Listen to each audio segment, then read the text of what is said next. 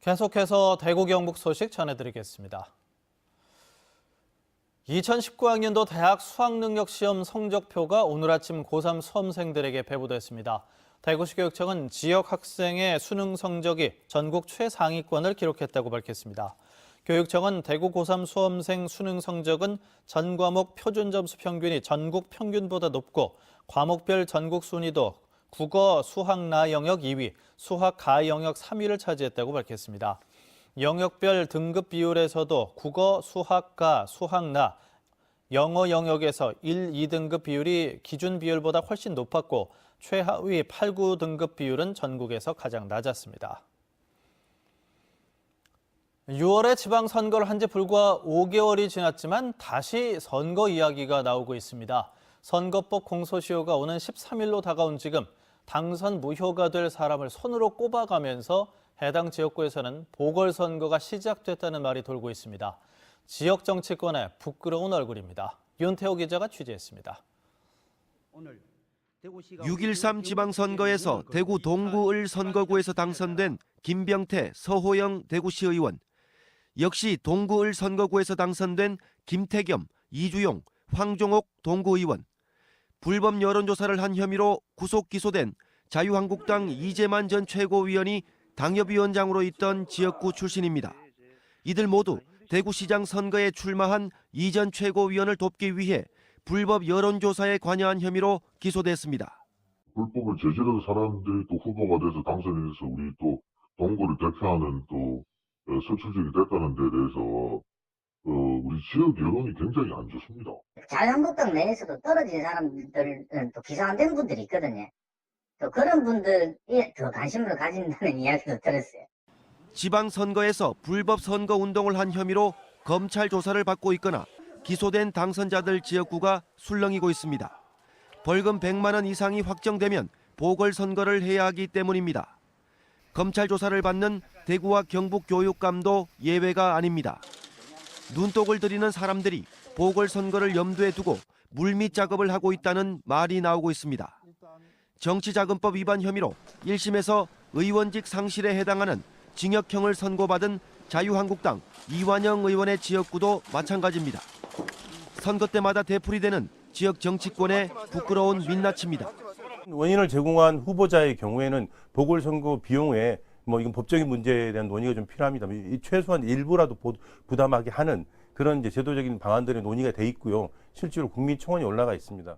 선거법 위반으로 기소된 당선자들은 검찰이 얼마나 구형할지가 관건입니다. 이완영 의원은 조만간 나올 항소심 재판 결과에 따라 의원직 상실 여부가 판가름 납니다.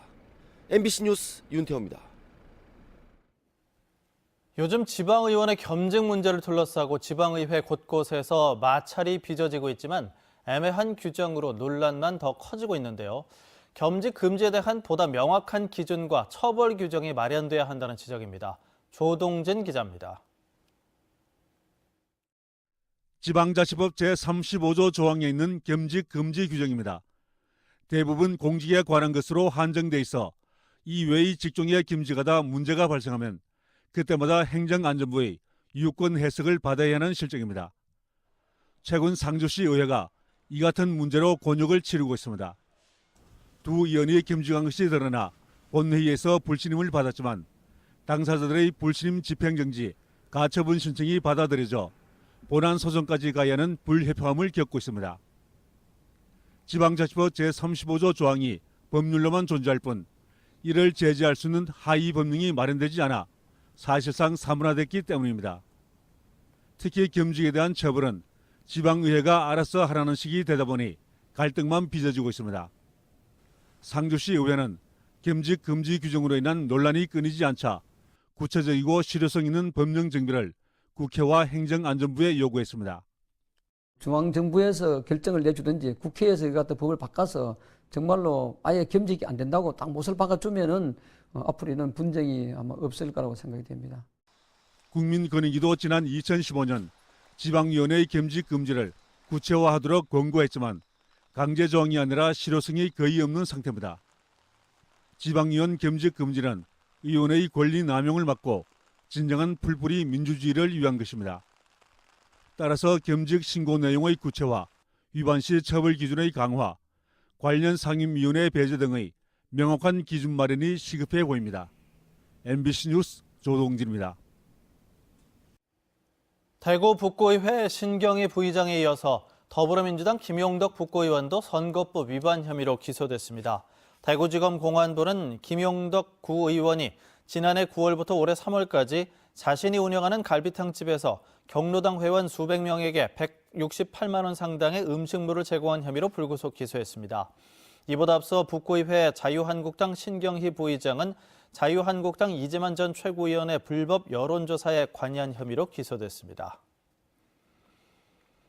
정부가 팀킴 갑질 논란에 휩싸인 여자 커링 감사 기간을 연장합니다. 문체부는 애초 모레까지 3주에 걸쳐 특정 감사를 하기로 했지만 오는 21일까지 2주 더 연장하기로 했습니다. 문체부는 팀킴 호소문이 사실인지 확인하고 경북체육회 컬링팀과 대한컬링경기연맹 그리고 의성컬링훈련원 운영 등에 문제가 있었는지도 살핍니다. 합동감사반은 회계 분야 전문가 2명을 추가해 정밀 조사와 분석을 할 예정입니다. 한편 김경두 전 부회장은 선수들에게 큰 상처를 줬다며 사죄하고 본인을 포함한 자신의 가족이 컬링에서 물러날 것이라고 밝혔습니다. MBC 뉴스를 마칩니다. 고맙습니다.